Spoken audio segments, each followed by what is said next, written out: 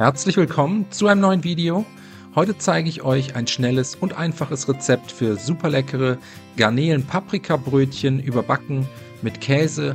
Dafür benötigen wir als erstes 400 Gramm Garnelen in kleine Stücke schneiden, je nach Größe 1 bis 2 Mal durchschneiden, die Garnelen anschließend in eine Rührschüssel geben.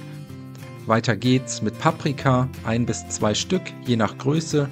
Die Paprika zunächst in Streifen, danach in kleine Würfel schneiden, zu den Garnelen in die Rührschüssel geben und zum Schluss noch 1 bis 2 Knoblauchzehen abziehen, fein hacken und ebenfalls in die Rührschüssel geben.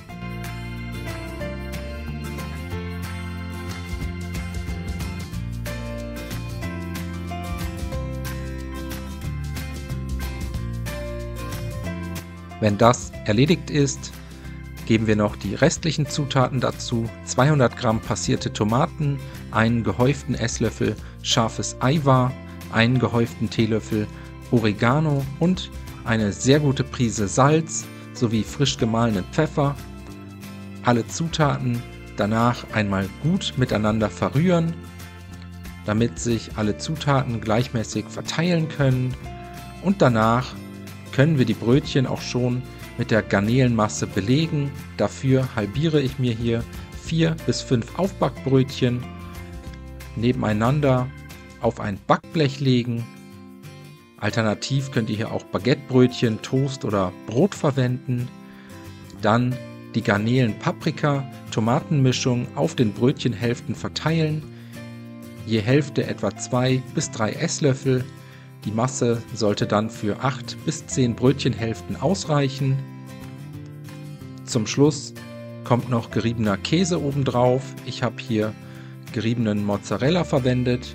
Ihr könnt aber auch jeden anderen Käse verwenden, ganz wie ihr mögt. So kommt das Backblech dann in den vorgeheizten Backofen bei 180 Grad Umluft bzw. 200 Grad Ober- und Unterhitze für ca. 20 Minuten, bis die Garnelen gar sind und die Brötchen eine schöne goldbraune Farbe angenommen haben. Das Backblech danach aus dem Ofen holen, die Brötchen dann am besten sofort servieren. Als Beilage haben wir einen gemischten Salat mit etwas Dressing gehabt. So sehen die Garnelen-Paprika-Brötchen dann aus. Ich wünsche euch schon mal einen guten Appetit. Viel Spaß beim Nachkochen. Bis zum nächsten Mal.